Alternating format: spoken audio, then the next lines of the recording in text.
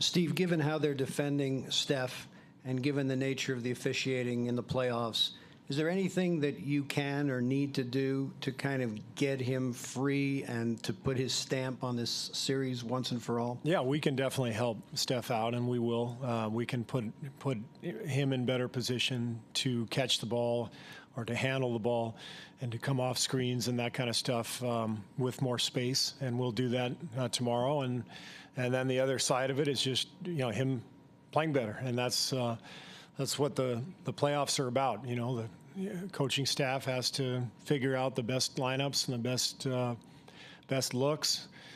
Players have to perform, and it's on all of us to be better. When you see him have a couple of tough games in a short stretch like this, so unusual, what do you see in him as far as his reaction to his own play and his determination? Well, just think about the OKC series. Down 3-1. He hadn't played well. Look what he did the last few games. So that's Steph. That's who he is. He always responds. He's got a huge heart, competitive as hell,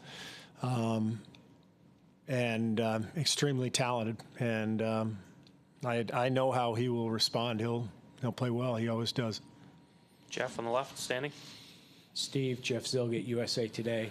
You're no stranger to making lineup changes, rotation changes, more minutes for one guy, less for another. What are the factors that go into those decisions for you to, one, make sure that you still have the locker room that, or that someone's not so disappointed that it's creating a problem inside the locker room? Well, they're all big boys. They get paid a lot of money, not only to play, but sometimes to sit. You have to accept whatever comes your way as a player, especially in the playoffs when everything is more easily changed, because of matchups or lineups or whatever. So that doesn't concern me. We've done that.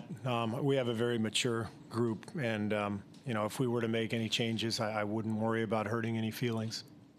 Ron, last one on the left. Steve, you've obviously fielded some questions about Steph, but Clay has also played below his standard. Are the Cavs defending him in a similar way to Steph? And do you see any frustration? I mean, he made some pretty strong comments last night about Mozgov's screen being kind of dirty, and it looked on replay like a pretty fair, hard screen. What do you see sort of in Clay, and what needs to get him going? Well, first of all, none of this was an issue when we were up 2-0. Neither one of them had huge games when we were up 2-0, but it didn't matter because we won.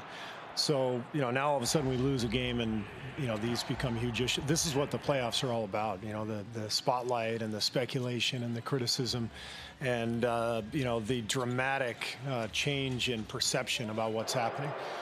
Before, I don't know, when did last night end? 11:30. So, 14 hours ago, 16 hours ago, everything was great. We were doing great, and boy, what are the Cavs going to do? Are they going to get swept? And, they're a great team. They win a game. Now all of a sudden it's our lineup changes, and oh my God, Steph Curry can't play well, and what's Clay going to do? This is when you go through the playoffs, you understand that this is all part of it. And as a player, you have to feel that. Our guys felt it last year. Steph had a couple of rough patches in the playoffs. We've made some lineup changes. Clay didn't maybe have his best series in the finals last year. Who cares? It's a team game. We get out there, we compete. Different guys step up and have big games. Other guys may not shoot the ball as well, but we all compete and we all play our asses off. And whatever happens, happens. But all this stuff about, oh my God, what are we going to do? All we have to do is take stock. We're up 2-1. We're in pretty good shape. We haven't played that well. Let's play better.